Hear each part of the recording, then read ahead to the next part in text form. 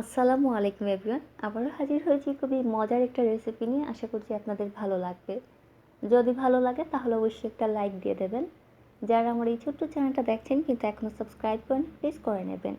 আর যারা সাবস্ক্রাইব করেছেন সবাইকে অনেক অনেক ধন্যবাদ। আজ আমি রান্না করব মুখি দিয়ে পাঙ্গাস মাছ, আর খুব সহজভাবেই রান্না করব। চলে যাচ্ছি রান্না করতে। তো দেখতেই পাচ্ছেন পাঙ্গাস মাছ দিয়ে মুখি তরকারি রান্না করার জন্য প্রথমে একটা হাঁড়ি বসিয়ে দিয়েছি। আর এবারই দিচ্ছি রান্নার তেল। এখানে আমি 4 টেবিল চামচ পরিমাণে রান্নার তেল দিয়েছি। সাথে দিচ্ছি পেঁয়াজ বাটা। এখানে আমি 1 কাপের থেকে একটু কম পরিমাণে পেঁয়াজ বাটা নিয়েছি। এবারে অপেক্ষা করছি বাড়তি পানিটা শুকিয়ে যাওয়া পর্যন্ত।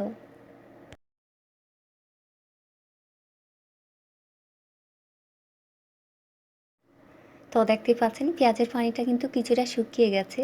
এ পর্যায়ে দিয়ে দিচ্ছি 1/2 টেবিল চামচ পরিমাণে রসুন বাটা। সাথে দিয়ে দিচ্ছি গুঁড়া মশলা।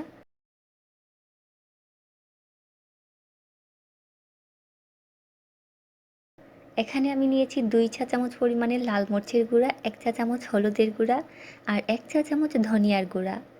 সাথে নিয়েছি স্বাদ মতো লবণ।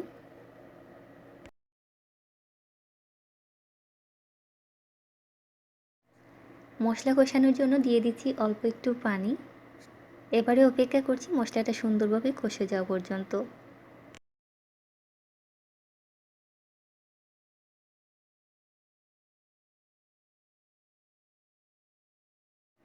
তো দেখতে পাচ্ছেন আমার মশলা কষানো হয়ে গেছে। এ পর্যায়ে দিয়ে দিচ্ছি আরও 1/2 কাপ পরিমাণে পানি। সাথে দিয়ে দিচ্ছি পাঙ্গাস মাছ। দিয়ে খুব ভালো করে নাড়াচাড়া করে চুলার আঁচটা মিডিয়াম এবং লোয়ের মাঝামাঝি করে ঢাকনা দিয়ে ঢেকে রাখছি 5 মিনিটের জন্য। যেহেতু পাঙ্গাস মাছে প্রচুর তেল ছড়িয়ে থাকে, এই জন্য আমি মুখি দিয়ে এই তরকারিটা রান্না করেছি। এতে করে খেতে অনেক ভালো লাগবে, যেহেতু মুখিটা একটু আঠালো আঠালো কিংবা শক্ত টাইপের থাকে।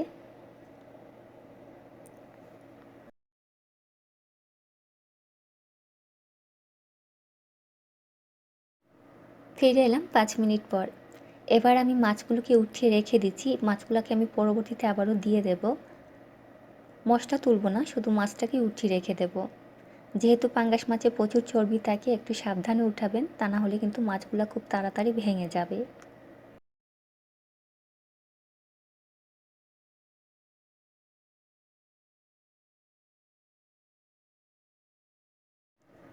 এবারে দিয়ে দিচ্ছি মুখি। মুখি দেওয়া হলে খুব ভালোভাবে নাড়াচাড়া করে আবারও 5 মিনিটের জন্য ঢাকনা দিয়ে ঢেকে রাখছি। আর এই 5 মিনিট কিন্তু চুলার আঁচটা মিডিয়ামে আছে।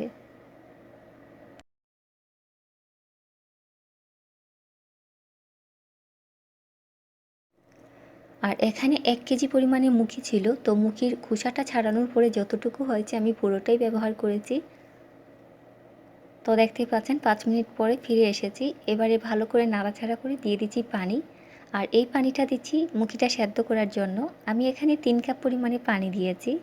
তবে আপনারা আপনাদের প্রয়োজন মতো বাড়িয়ে কমিয়ে দিতে পারেন, কোনো অসুবিধা নেই।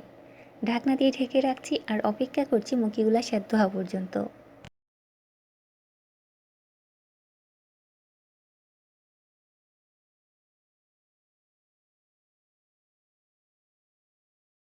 তো দেখতেই পাচ্ছেন মুখিগুলা কিন্তু সেদ্ধ হয়ে গেছে। এ পর্যায়ে দিয়ে দিচ্ছি মাছ। মাছ দেওয়া হলে আবারও চুলার আঁচটা মিডিয়ামে করে আরও 5 মিনিটের জন্য ঢাকনা দিয়ে ঢেকে রাখছি। আর আপনাদের কাছে যদি মনে হয় এ পর্যায়ে মুখিটা সেদ্ধ হয়নি, তাহলে আরও কিছুটা পানি দিয়ে সেদ্ধ করে নিতে পারেন।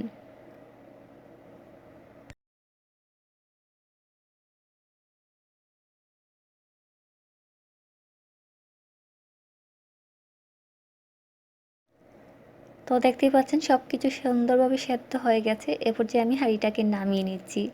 আশা করছি আমার আজকের এই সহজ এবং মজার রেসিপিটা আপনাদের ভালো লেগেছে। সবাই ভালো থাকুন, সুস্থ থাকুন। আল্লাহ হাফেজ।